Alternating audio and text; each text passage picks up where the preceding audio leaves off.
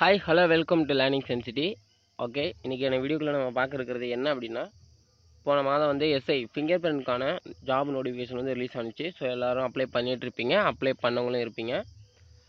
எந்த ஒரு job notification இருந்தாலுமே அதுக்கான தனித்தனி வீடியோஸ் நம்ம பண்ணிடுவோம். அதோட எக்ஸாம் பேட்டர்ன் என்ன, சிலபஸ் என்ன அப்படின்னு சொல்லிட்டு தனித்தனியாக நம்ம பண்ணிடலாம், வீடியோ பண்ணுவோம், எப்பொழுதும் பண்ணுறது தான். பட் இந்த வேலைக்கு வந்து நம்ம பண்ண முடியல. ஜாப் நோட்டிஃபிகேஷன் போட்டதோட அதோட அவ்வளோதான். அதை பற்றி மேலே எந்த ஒரு வீடியோவும் நம்ம வந்து பண்ணல. ரயில்வே எக்ஸாமில் கொஞ்சம் பிஸியாக இருந்ததுனால அதை கவனிக்க முடியலை. அதனால் வந்து பார்த்திங்கன்னா ரொம்ப நாளாக வந்து ஒரு நண்பருமே அந்த கமெண்ட் பண்ணிகிட்டே இருந்தேன், இந்த மாதிரி எஸ்ஏ ஃபிங்கர் பிரிண்ட் பார்த்தீங்கன்னா ஃபுல் டீட்டெயில் வந்து போடுங்க, வீடியோ போடுங்க அப்படின்னு சொல்லிட்டு. ஸோ அதை தொடர்ந்து இன்றைக்கி வந்து அதை பண்ணிடலாம் அப்படின்னு சொல்லிட்டு நீங்கள் வந்து ஃபுல் டீட்டெயில் இந்த எஸ்ஏ ஃபிங்கர் பிரிண்ட் பார்த்தீங்கன்னா அதோட எக்ஸாம் பேட்டர்ன் என்ன, செலெக்ஷன் ப்ராசஸ் என்ன மாதிரிலாம் வச்சுருவாங்க, ஸோ சிலபஸ் என்ன அப்படின்றத எல்லாத்தையும் நம்ம வீடியோக்குள்ளே பார்க்கலாம். வீடியோ வந்து இறுதி வரைக்கும் பாருங்கள். வீடியோக்கு பார்க்கறதுக்கு முன்னாடி வந்து உங்கள் ஃப்ரெண்ட்ஸ் வந்து ஷேர் பண்ணிடுங்க. யாரெல்லாம் வந்து உங்கள் ஃப்ரெண்ட்ஸ் அப்ளை பண்ண போகிறாங்களோ, இல்லை அப்ளை பண்ணுற மாதிரி யாராவது ஒரு ஐடியாவில் இருந்தாங்களோ அவங்கள இந்த வீடியோ ஷேர் பண்ணுங்கள். அவங்களுக்கு ஃபுல்லாக தெரிஞ்சுக்கிட்டு அப்புறம் அப்ளை பண்ணட்டும். ஓகே, இப்போ நம்ம இந்த வீடியோ ஸ்டார்ட் பண்ணலாம். ஃபர்ஸ்ட் ஆஃப் ஆல் இந்த எஸ்ஐ ஃபிங்கர் பிரிண்ட்டை பொறுத்த வரைக்கும் எஸ்ஐ அப்படின்னாலே so long jump, high jump, அப்புறம் ஃபுல்லப்ஸ், அதுக்கப்புறம் ரோப் கிளைம்பிங், இந்த மாதிரிலாம் நிறையா ஃபிசிக்கல் எஃபிஷியன்ட் டெஸ்ட்லாம் நிறையா இருக்குது. ஸோ அந்த மாதிரிலாம் எதுவுமே இல்லாமல் இது வந்து பார்த்திங்கன்னா finger print only technical science student மட்டும் தான் அப்ளை பண்ணக்கூடிய ஒரு போஸ்டிங். ஓகேங்களா?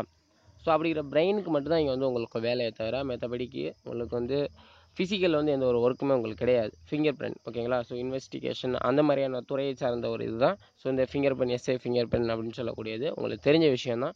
ஓகேங்களா? ஒரு க்ரைம் நடக்குது அப்படின்னா அந்த இடத்துல கூட ஃபிங்கர் பிரிண்ட்ஸை கலெக்ட் பண்ணி ஸோ அதுலேருந்து யார் அந்த குற்றவாளி அப்படின்ற கண்டுபிடிக்கிற ஒரு துறையை சேர்ந்தது தான் இந்த வேலைவாய்ப்பு.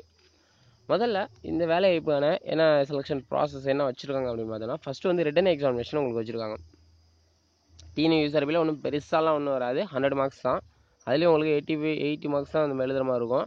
ஓகேங்களா? மீதி வந்து அவங்களே வந்து extra marks, so document verification, so இந்த மாதிரியெல்லாம் இருக்குது, வாய்ஸ் அதெல்லாம் வரும். ஒரு ஸ்போர்ட்ஸ் இதுக்கெல்லாம் வந்து எக்ஸ்ட்ரா மார்க் கொடுத்துருப்பாங்க. மொத்தமாக வந்து பார்த்திங்கன்னா இது வந்து எக்ஸாம் ரிட்டன் எக்ஸாமினேஷன் வச்சுருக்காங்க. இரண்டாவது பார்த்திங்கன்னா ஃபிசிக்கல் மெஷர்மெண்ட் டெஸ்ட் மட்டும்தான். ஃபிசிக்கல் மெஷர்மெண்ட் டெஸ்ட் மீன்ஸ் உங்களோட ஹைட் மட்டும் செக் பண்ணுறது, அவ்வளோதான். இந்த சென்டிமீட்டர் இருந்தால் மட்டும் போதும். ஃபீமேல் இவ்வளோ ஹைட், மேல் இவ்வளோ ஹைட் அப்படின்ற அளவு மட்டுமே தவிர ஃபிசிக்கல் மெஷர்மெண்ட் டெஸ்ட் அப்படின்றது இதுதான். ஃபிசிக்கல் எஃபிஷியன்சி டெஸ்ட் அப்படின்றது ஸோ நீங்கள் வந்து உடனே ஓடியாரணும் அந்த மாதிரியானது. மூன்றாவது பார்த்தீங்கன்னா இன்டர்வியூ, வைவா வாய்ஸ், அவ்வளோதான். இந்த மூணு ப்ராசஸ் மட்டும் தான் வச்சுருக்காங்க. ஸோ இன்னும் வந்து மேலே பல டீட்டெயில் வந்து உங்களுக்கு வந்து விரிவாக்கமாக சொல்கிறேன். வீடியோ வந்து இறுதி வரைக்கும் பாருங்கள். ரிட்டன் எக்ஸாமினை பொறுத்த வரைக்கும் அதை பற்றி டீட்டெயிலில் பார்த்தலாம். இங்கே ரிட்டன் எக்ஸாமினேஷனை பொறுத்த வரைக்கும் 2 டாபிக் தான் வச்சுருக்காங்க, 2 சப்ஜெக்ட் தான் வச்சுருக்காங்க. ஒன்று ஜென்ரல் நாலேஜ், இன்னொன்று general ability test. General knowledge அப்படின்னாலே நமக்கு தெரியும், பொது அறிவியல், அதை பற்றி சொல்லவே தேவையில்லை. அதில் வந்து பார்த்தீங்கன்னா 55 மார்க் கேட்பாங்க கொஷின். ஓகேங்களா? 56 மார்க் வந்து நீங்கள் எடுக்கணும். ஓகேங்களா? மொத்தம் வந்து 85 மார்க் வந்து 100க்கு 85 மார்க் எடுக்கணும். ஸோ இதில் எத்தனை கொஷின் இருக்குன்னா 170 கொஷின்ஸ் உங்களுக்கு இருக்கும். ஒரு கொஷினுக்கு 1/2 மார்க் அப்படின்ற விதத்தில் நீங்கள் வந்து கொஷினுக்கு வந்து ஆன்சர் மார்க் வந்து எடுக்கணும். ஸோ ஏன்னா 85 மார்க்குக்கு நீங்கள் வந்து மினிமம் வந்து 30 மார்க் எடுத்தால் பாஸ் அப்படின்னு சொல்லிட்டு அவங்க மென்ஷன் பண்ணியிருப்பாங்க. பட் அது வந்து கணக்கு கிடையாது. எப்படி வந்து நீங்கள் ஒரு 55 அது மேலே எடுத்தீங்க அப்படின்னா ஸோ நீங்கள் வந்து யூ ஆர் வந்து எலிஜிபிள். ஓகேங்களா? இதில் வந்து பார்த்தீங்கன்னா டிபார்ட்மெண்ட் வைஸாகவும் வந்து அவங்க கொடுத்துருக்காங்க. ஸோ ஓப்பன் கேண்டிடேட் வந்து புதுசாக அப்ளை பண்ணுறவங்களுக்கான ஒரு டீட்டெயிலுமே கொடுத்துருக்காங்க எக்ஸாம்னு. ஸோ அதே போல் டிபார்ட்மெண்ட் ஆல்ரெடி டிபார்ட்மெண்ட்டில் இருக்கிறவங்க கான்ஸ்டபிள்ஸ் அவங்களாம் வந்து அப்ளை பண்ணுவாங்க. ஸோ அந்த மாதிரி இருக்கிறவங்களுக்கும் அவங்களுக்கு தனியாக டீட்டெயிலும் கொடுத்துருக்காங்க. ஸோ அதையுமே நம்ம பார்த்துடலாம். இங்கே ஜென்ரல் நாலேஜ் வந்து 55 மார்க் வந்து நீங்கள் எடுக்கணும். ஜென்ரல் எபிலிட்டி டெஸ்ட் அப்படின்னா ஒன்றும் இல்லை. General ability test logical analysis இந்த மாதிரி தான் இருக்கும். நியூமரிக்கல் அனலைஸ், அப்புறம் physiology test, so communication skill, இந்த மாதிரியான இன்ஃபர்மேஷன் ஹேண்ட்லிங் எபிலிட்டி. ஏன்னா வந்து இது ஒரு ஃபிங்கர் பிரிண்ட் சயின்ஸ் ஸ்டூடெண்ட்டுக்கான உள்ள சயின்ஸ் போஸ்டிங் அப்படின்னே சொல்லலாம், கிட்டத்தட்ட அப்படி தான். ஸோ அதனால் வந்து இதனால் இவ்வளோ டெஸ்ட்டும் வச்சுருக்காங்க. ஓகேங்களா? ஏ அண்டு பி 2 செக்ஷன் தான். அடுத்து ரெண்டாவது பார்க்கக்கூடியனா special mark for NCC, NSS, sports games. இதில் வந்து கொடுத்துருக்காங்க 5 மார்க்ஸ் கொடுத்துருக்காங்க. அதை பற்றின டீட்டெயில் எல்லாம் பின்னாடி பார்க்கலாம். வைவா வாய்ஸ் 10 மார்க் உங்களுக்கு. ஓகேங்களா? 85 இல்லாமல் நீங்கள் 15 மார்க் உங்களுக்கு. ஸோ உங்களுக்கு கிடைச்சிரும். டோட்டலாக வந்து 100 மார்க்ஸ். ஓகேங்களா? மொத்தமாக இதில் டைம் டூரேஷன் 3 மணி நேரம் நீங்கள் வந்து எக்ஸாம் எழுதணும்.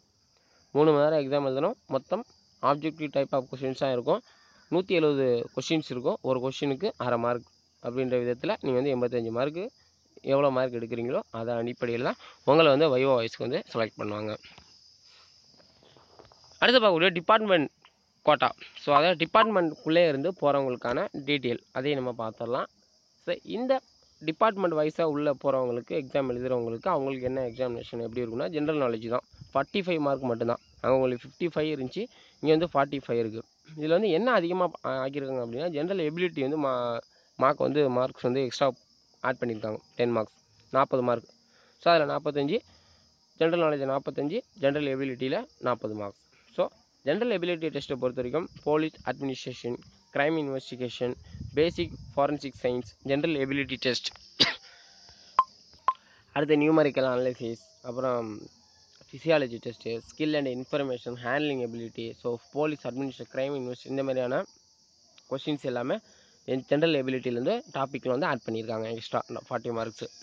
ஸோ இவங்களுக்குமே ஸ்பெஷல் மார்க் இருக்குது. ஓப்பன் கேண்டிடேட் புதுசாக போய் அப்ளை பண்ணுறவங்களுக்கு அவங்களுக்கு ஸ்பெஷல் மார்க் அப்படின்னு பார்த்தோம்னா என்சிசி, என்எஸ்எஸ், ஸ்போர்ட்ஸ் இந்த மாதிரி தான். டிபார்ட்மெண்ட்லேருந்து உள்ளே போகிறவங்களுக்கு அவங்க வந்து டிபார்ட்மெண்ட்டில் ஒர்க் பண்ண எதனாலும் மெடல்ஸ், ஸ்டார்ஸ் இந்த மாதிரி எதாவது இருக்கும். ஸோ அந்த மாதிரி வந்து கோல்டு மெடல் ஏதாவது இருந்துச்சு, டியூட்டியில் நல்லா ஒர்க் பண்ணி டியூட்டியில் வந்து கோல்டு மெடல் இருந்துச்சு அப்படின்னா அவங்களுக்கு வந்து எக்ஸ்ட்ரா 5 மார்க்ஸ் வந்து கொடுப்பாங்க. வைவா வயசும் அவங்களுக்கும் 10 மார்க் தான். ஸோ இவங்களுக்கான எக்ஸாம் டூரேஷன் பார்த்திங்கன்னா 3 மணி நேரம் தான். ஓகேங்களா, 3 மணி நேரம் தான். 170 கொஷின் தான். மொத்தம் கொஷினுக்கு ஒன்றுக்கு அரை மார்க் தான். ஓகேங்களா. ஸோ அடுத்து பார்க்கக்கூடிய physical measurement test. So measurement மட்டும்தான். ஓகேங்களா. இதில் வந்து பார்த்திங்கன்னா மென்னுக்கு வந்து கொடுத்துருக்காங்க. என்னங்கன்னா ஓசி, பிசி, அப்புறம் வந்து பார்த்திங்கன்னா ஓசி, பிசி, அப்புறம் வந்து எம்பிசி, டிஎன்சி இவங்களாம் மினிமம் வந்து பார்த்திங்கன்னா 163 சென்டிமீட்டர் இருந்தாலே போதும் ஹைட்டு மட்டும். அடுத்து எஸ்சி, எஸ்டிக்கு வந்து பார்த்திங்கன்னா அவங்களுக்கு வந்து பார்த்திங்கன்னா மினிமம் 160 சென்டிமீட்டர் இருந்தாலே போதுமானது. பரவாயில்ல, கான்ஸ்டபிளுக்குலாம் உங்களுக்கு 170 சென்டிமீட்டர் இருக்கணும். ஆனால் எஸ்ஐக்கு வந்து இவ்வளோ கம்மியாகவே கொடுத்துருக்காங்க மென்னுக்கு. ஸோ உமனுக்கு பார்க்கலாம். உமனுக்கு பார்த்தோம் அப்படின்னா ஓசி, பிசி, எம்பிசி, டிஎன்சி ஹைட் வந்து 154 சென்டிமீட்டர் இருந்தாலே போதும். அடுத்தது எஸ்சி, எஸ்டி அவங்கள பார்த்தோம் அப்படின்னா மினிமம் 152 சென்டிமீட்டர் இருந்தாலே போதுமானது. அடுத்து வந்து ஸ்பெஷல் மார்க் பற்றின டீட்டெயில் வந்து நம்ம பார்க்கலாம். ஸ்பெஷல் மார்க் அப்படின்றது ஒன்றும் இல்லை, உங்களோட எக்ஸ்ட்ரா கரிக்குலர் அதுக்கு வந்து என்ன தகுந்த சர்டிஃபிகேட் இருந்துச்சு அப்படின்னா அதுக்கான ஸ்பெஷல் மார்க் உங்களுக்கு கொடுப்பாங்க.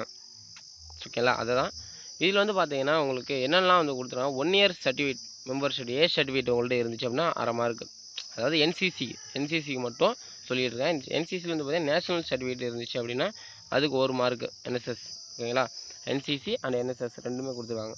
இதில் வந்து பார்த்தீங்கன்னா ஏ சர்டிஃபிகேட் நீங்கள் வச்சுருந்தீங்கன்னா அரை மார்க், பி சர்டிஃபிகேட் வச்சுருந்தீங்க அப்படின்னா 1 மார்க், சி சர்டிஃபிகேட் வச்சுருந்தீங்க அப்படின்னா உங்களுக்கு 2 மார்க் என்சிசியை பொறுத்த வரைக்கும். இதுவே என்எஸ்எஸ் நேஷனல் சர்வீஸ் ஸ்கீமை பொறுத்த வரைக்கும் 1 மார்க் உங்களுக்கு கொடுப்பாங்க. இது வந்து பார்த்தீங்கன்னா நேஷனல் ப்ரோக்ராமிங் லைக் பப்ளிக் டே அதில் வந்து ஒர்க் பண்ணியிருந்தீங்க அப்படின்னா உங்களுக்கு வந்து அரை மார்க்கு.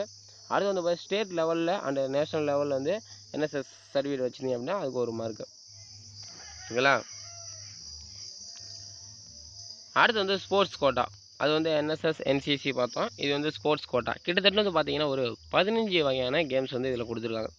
பேஸ்கெட் பால், football, hockey, volleyball, handball, kabaddi, wrestling, boxing இந்த மாதிரியான கிட்டத்தட்ட 15க்கு கொடுத்துருக்காங்க. ஸ்விம்மிங் எல்லாமே கொடுத்துருக்காங்க, அத்லெட்டிக்ஸ் எல்லாமே.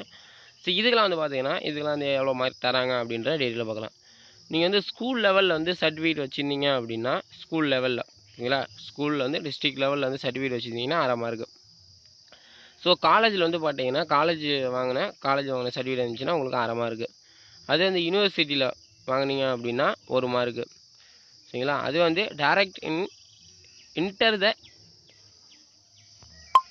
அதாவது டிஸ்ட்ரிக்ட் டோர்னமெண்ட்டில் வந்து நீங்கள் சர்டிஃபிகேட் வாங்கியிருந்தீங்க அப்படின்னா அதுக்கு வந்து 1 மார்க்கு. அடுத்து வந்து தமிழ்நாடுக்குள்ளே ஸ்டேட் லெவலில் வந்து நீங்கள் சர்டிஃபிகேட் வச்சுருந்தீங்க அப்படின்னா அதுக்கு வந்து 1.5 மார்க்கு. இதே நேஷனல் லெவலில் சர்டிஃபிகேட், இன்டர்நேஷனல் லெவலில் சர்டிஃபிகேட் வச்சுருந்தீங்க அப்படின்னா அதுக்கு வந்து 2 மார்க். அடுத்து டிபார்ட்மெண்ட்டில் உள்ளவங்களுக்கும் ஸ்பெஷல் மார்க் எப்படி இருக்குது அப்படின்றத பார்க்கலாம்.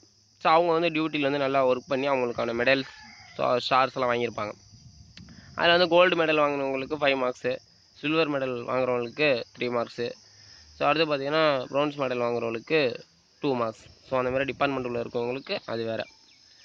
ஸோ இதுதான் வந்து இந்த எஸ்ஏ ஃபிங்கர் பிரிண்டை பற்றி சொல்லணும் அப்படின்னா அவ்வளோதான். உங்களுக்கு தெரிஞ்சிருக்கும் இப்போ எக்ஸாம் பேட்டர்ன் என்ன, சிலபஸ், டீட்டெயில் சிலபஸ் உங்களுக்கு வேணும் அப்படின்னா இந்த வீடியோவில் டிஸ்கிரிப்ஷனில் லிங்க் தரேன், அதை கிளிக் பண்ணி அந்த டீட்டெயில் என்னென்ன டாப்பிக்லாம் இருக்குது அப்படின்ற செக்ஷன் வைஸாக நீங்கள் பார்த்து தெரிஞ்சிக்கலாம். ஸோ இந்த வேலைக்கு அப்ளை பண்ணுறதுக்கான லாஸ்ட் டேட் பார்த்தீங்கன்னா 28/9/2018 இந்த மாதம் தான். ஸோ உங்களால் முடிஞ்ச அளவுக்கு உங்கள் ஃப்ரெண்ட்ஸுக்கு எல்லாருமே தெரியப்படுத்தி இந்த வேலைக்கு வந்து அப்ளை பண்ண பாருங்கள். ஸோ இந்த வேலையை பற்றின வேறு எதனா உங்களுக்கு டவுட்ஸ் இருந்துச்சு அப்படின்னா இந்த வீடியோக்குள்ள அதை மறக்காமல் கமெண்ட் பண்ணுங்கள். அதை வந்து முடிஞ்ச அளவு நான் ரிப்ளை பண்ணுறேன், முடியாத அளவுக்கு இன்னொரு வீடியோவில் அதை தொகுத்து வழங்கலாம்.